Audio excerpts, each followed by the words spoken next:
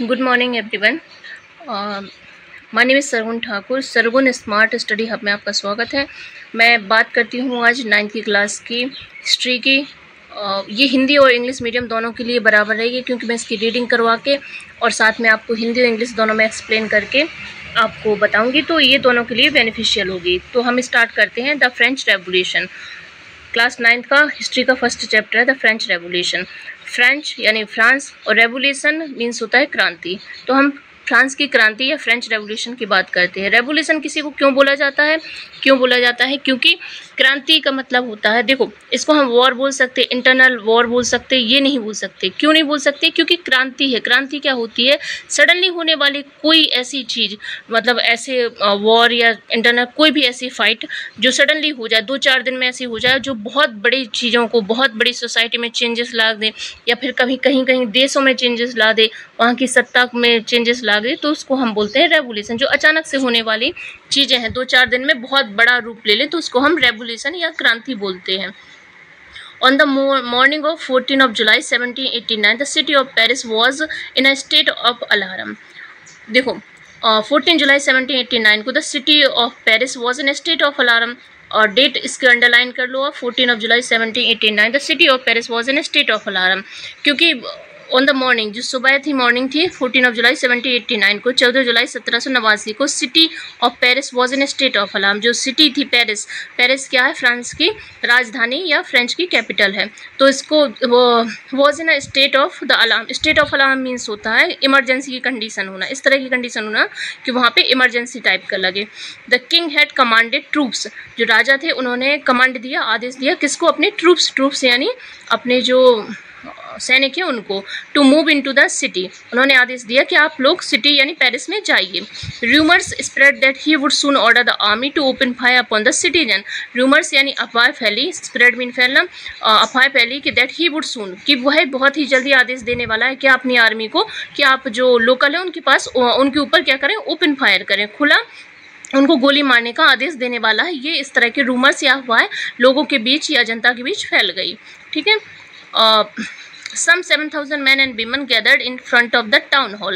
अब क्या हुआ? कुछ 7,000 के समथिंग मैन और विमेन, महिला और पुरुष क्या हुए? इकट्ठे हुए कहाँ? टाउन हॉल के सामने, front of town hall. And decided to from the people Malaysia, उन्होंने डिसाइड किया कि वो लोगों की मिलके अपनी जो है एक आर्मी बनाएंगे। They broke into a number 2 of government buildings in search of arm. They broke, उन्होंने बहुत सारी जो गवर्नमेंट की बिल्डिंग थी उनको तोड़ दिया। क्यों तोड़ दिया? क्योंकि वो हथियारों की खोज कर रहे थे। सर्च ऑफ आर्म मीन्स यानी हथियारों की खोज कर रहे थे, इसलिए उन्होंने बहुत सारी बिल्डिंग को तोड़ दिया। Finally a group of several hundred people March toward the eastern part of the city and storm the fort rest prison. अब देखो फाइनली क्या हुआ? एक group of several hundred people, कुछ लोगों का, जो कुछ 100 पीपल लोगों का क्या हुआ? वो मार्च करते हुए कहाँ पहुँचे? Eastern part of the city. Eastern part, जो सिटी का जो ईस्टर्न पार्ट है, ईस्टर्न एरिया है, वहाँ पे वो पहुँचे। क्यों पहुँचे? Storm of the fort rest prison, वो वहाँ पे उनका मेन उद्देश्य वही था कि वो आर्म की सर्च कर रहे थे।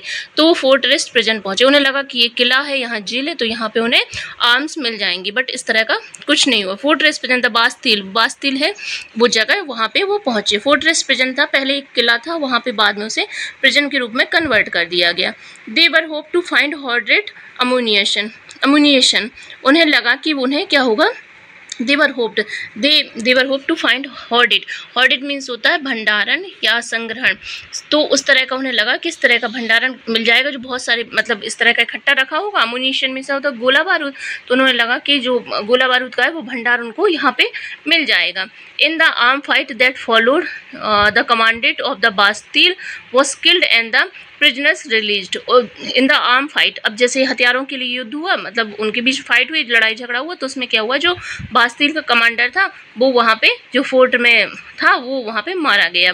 Was killed and the prisoners release, और जो प्रिजनर्स थे, जो जेल के कैदी थे, वो क्या हो गए? रिलीज हो गए, यानी छूट गए। Though there were only 7 of them, वो टोटल कितने थे? 7 थे। ठीक है। At the Bastille was hated by all, और बास्तिल के जो लोग थे वो जो किला था या जो प्रिजन था, किला के रूप में जो प्रिजन था, उसको हेट करते थे, नफरत करते, because is stood of the despotic power of the king, क्योंकि ये राजा की डेस्पोटिक पावर या निरंकुश पावर शक्ति का प्रतीक था, जो बास्तिल का किला था या जो वो प्रिजन था। The fortress was demolished and its stone fragment were sold in the markets. The fortress was demolished. जो fortress था, जो prison था, उसको क्या हुआ, demolished कर दिया गया, उसको ध्वस्त कर दिया, and its stone fragment were sold. और जो उसके stone और fragment थे, जो उसके पत्थर थे, ईंट थे, उनको क्या गया, मार्केट में सोल्ड कर दिया, बेच दिया गया. And all those who was to keep the souvenir of its destruction, उन्होंने जो भी यादगार के तौर पे जिसे वो चाहिए था उसने वो उसे खरीद लिया. The day that followed so more riots both in Paris and country side. अब क्या हुआ कि धीरे धीरे ये जो रॉयट्स थे, जो दंगे थे, वो धीरे धीरे क्या हुआ, पेरिस से लेके कंट्री साइड यानी ग्रामीण इलाकों तक फैल गए. Most people were protesting against the high price of bread. जो बहुत सारे लोग थे, जो जनसंख्या का मोस्ट ऑफ द जनसंख्या का जो परसेंटेज था वो किस लिए रॉयट्स कर रहा था, किस लिए प्रोटेस्ट कर रहा था, वो कर रहा था जो ब्रेड के प्राइस है वो बहुत हाई कर दिए गए. ब्रेड के प्राइस हाई, ब्रेड की इतनी वैल्यू क्यों?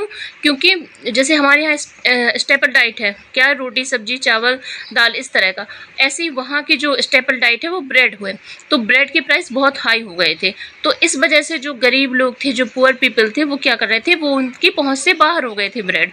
अब चूंकि उनकी स्टेपल डाइट है, वही उनके लिए खाने का मुख्य साधन था, तो फिर क्या हुआ, किसके लिए लोग आगे आए, उसके लिए प्रोटेस्ट किया, रॉयट्स किए और इतनी बड़ी रेवोल्यूशन हुई. एक जो करंट के कॉजेज थे या तुरंत का जो कारण था वो ये था, ब्रेड की प्राइस हाई होना. Much later when historian looked back upon this time,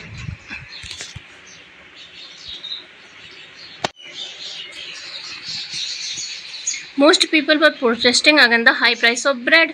आप लोगों को पता ही चले. Much later when historian look back upon this time. अब जैसे इतिहासकार इस चीज़ को पीछे देखते हैं, जब इतिहासकार इस क्रांति को, इस रेवोल्यूशन को, इसके कॉजेस को पीछे देखते हैं, तो वो क्या देखते हैं, they saw it as the beginning of the chain of events that ultimately led to the execution. वो देखते हैं कि ये मतलब जो रेवोल्यूशन हुआ उसके लिए एक छोटी सी चेन, मान लो एक ब्रेड का रीजन ले लो या कोई और रीजन ले लो, आर्म्स की सर्च ले लो, किसी भी एक रीजन को लेके एक चेन टाइप का बना, और इस चेन टाइप का बना और एक इतना बड़ा रेवोल्यूशन लेके आए कि उसने क्या किया, execution of the king in France. जो राजा थे, वहाँ के मोनार्क थे, जो कहाँ के, फ्रांस के, उनको फांसी दिला दी. इतना बड़ा मतलब ये रेवोल्यूशन बन गया, एक छोटी छोटी चीज़. Though most people at the time did not anticipate this outcome, how and why did this happen. अब देखो, ये जो छोटी छोटी जनता की पावर की बात करते हैं, अगर हम सोसाइटी की बात करें, सोसाइटी की पावर की बात करें, तो हम क्या देखते हैं कि ब्रेड के लिए रेवोल्यूशन हो गया. उसने क्या किया, उसने पूरा तख्ता पलट कर दिया, उसने राजा को फांसी दिला दी. राजा की मतलब ये सोचो कि राजा की ज़िंदगी दाव पे लग गई इस चीज़ के लिए, ब्रेड की रेवोल्यूशन के लिए.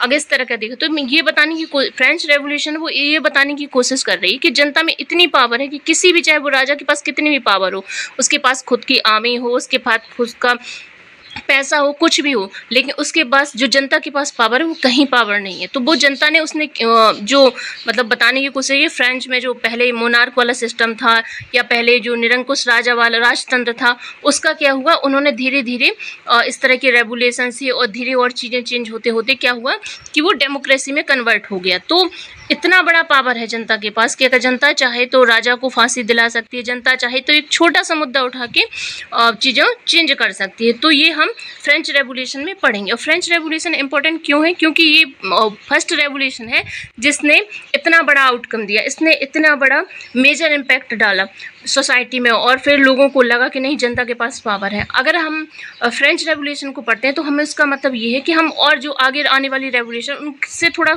ये जोड़ पाएंगे कि अच्छा, रेवोल्यूशन इस तरह से होती है, इस तरह से रेवोल्यूशन की जाती है, या इस तरह से लोगों ने किया, तब मतलब जनता की पावर को दिखाया जाता है. और बहुत सारे ऐसे देश हैं जहाँ पर मोनार्क वाला सिस्टम था, मोनार्की चल रही थी वहाँ पे, तो वहाँ पे क्या हुआ, डेमोक्रेसी आई. तो इस वजह से फ्रेंच रेवोल्यूशन बहुत इंपॉर्टेंट है. ठीक है, इसके बाद हम कल बात करेंगे, अगले वीडियो में हम बात करें French society during the last 18th century. उसके बारे में हम अगले वीडियो में बात करेंगे. आप लोग अपना साथ बनाए रखें, लाइक शेयर और सब्सक्राइब करते रहें चैनल को. धन्यवाद.